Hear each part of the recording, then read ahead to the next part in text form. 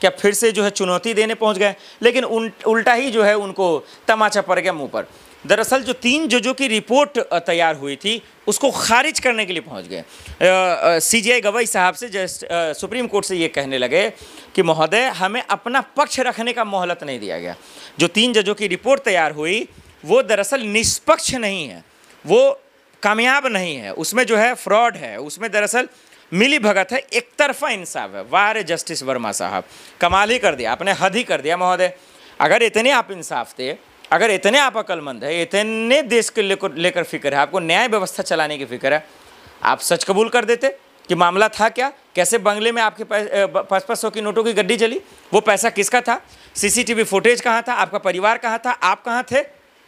लेकिन लीपा पोती कर रहे थे। आप चाह रहे थे कि भाई हम तो जज है ही हैं, कानून व्यवस्था के जानकार हैं, हम तो पैसे देकर कोई भी मामला कर लेंगे, लेकिन नहीं। तो ये यहाँ आकर फंस गए। देखिए इनका आरोप ही गलत है, जो बात कह रहे हैं कि 3 जजों की रिपोर्ट को ही ये खारिज कर रहे हैं। कहाँ से खारिज कर देंगे आप? तो सबसे बड़ा सवाल यहाँ आता है। दूसरा सवाल ये कह रहे हैं कि हमें रखने का मोहलत नहीं मिला। वाह, मतलब इतना सवाल उठा, सोशल मीडिया ने आपने से तो सवाल ही नहीं पूछा।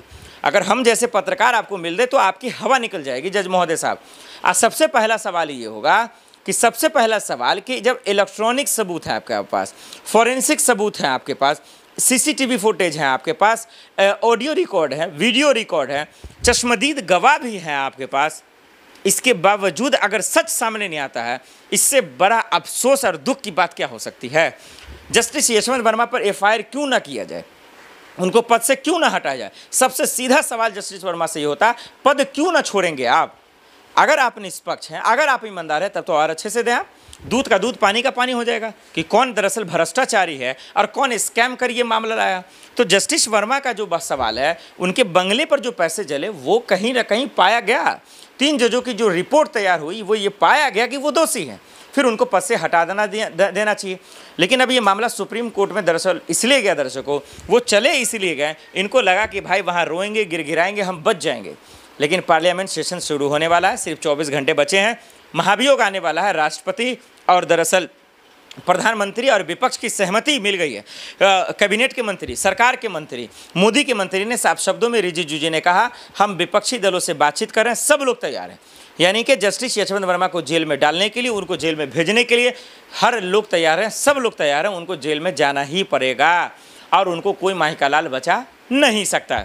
इससे बचने के लिए कि हम जेल ना जाएं, हमारा पोल ना खुल जाए, इससे बचने के लिए काला चिट्ठा ना खुले, इससे बचने के लिए दरअसल उन्होंने ये खेल खेला, ये तमाशा किया। और यही वजह है कि दरअसल जस्टिस वर्मा सुप्रीम कोर्ट चले गए गुहार लगाने के लिए, याचिका दायर कर दी, चुनौती दे दिया उनको, भाई साहब आप नहीं बच पाएंगे, भाई साहब आप कहीं से भी नहीं बच पाएंगे, सदन के अंदर, पार्लियामेंट के अंदर अब आपको जवाब देना पड़ेगा, महाभियोग आएगा और आपका सीधे जो जगह है डायरेक्ट वो जेल में, पद से हटाया जाएगा, एफआईआर दर्ज होगा। महाभियोग जज को हटाने के लिए ही लाया जाता है, जिसमें सहमति लगभग की है, 100% है, इसमें ज़्यादा अगर मगर मैथमेटिशियन समीकरण लगाने की ज़रूरत नहीं है।